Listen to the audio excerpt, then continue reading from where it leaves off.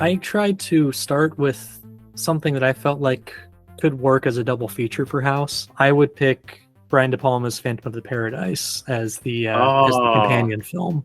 Nice.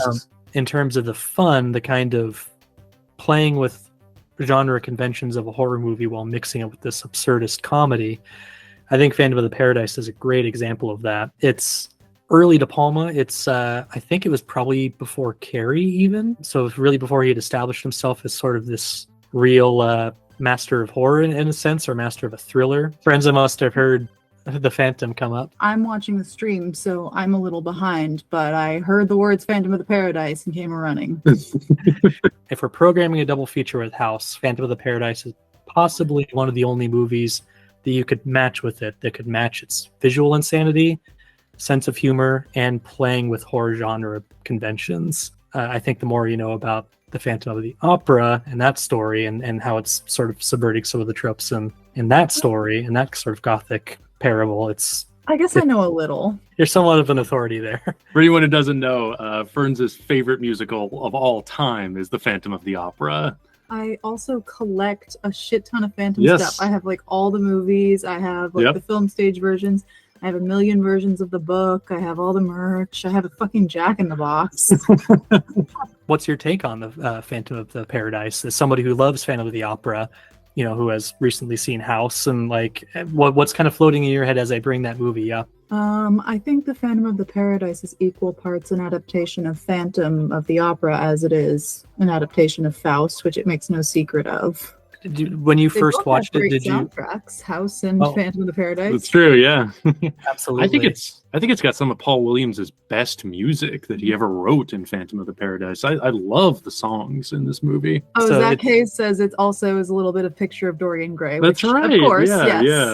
It's a little bit of everything. Yeah. Big mixing pot. There's scenes from Psycho that are directly referenced. The shower that's scene. Like a goofy little jokey. That's not. There's a little bit of touch of evil. Is there? Yeah. With the bomb in the trunk. Oh, okay, sure, yeah. Great tragic ending. Yeah. That's very House. I'm barely even sorry for them at the end, because I'm just like, all right, we're all having fun, yay! We are all on so many drugs. It's about how fame corrupts. Yeah, Jessica Harper doesn't keep her morals very long in that one.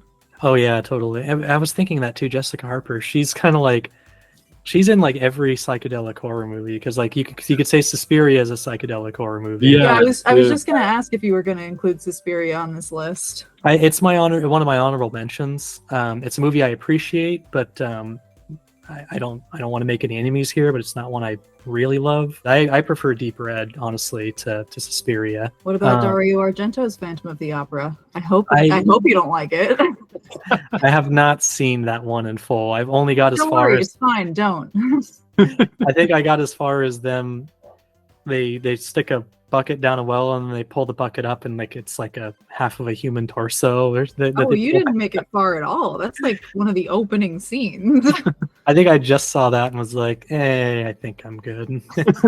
But Julian Sands, rest his soul, had sex with some rats, and the rats were also his family. So the rat sex scene was technically also incest.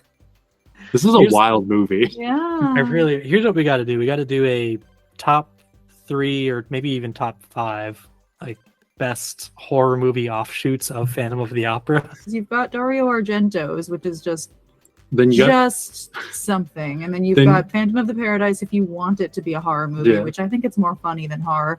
Then you've got Robert Englund, who is a lot of fun. Lon Chaney.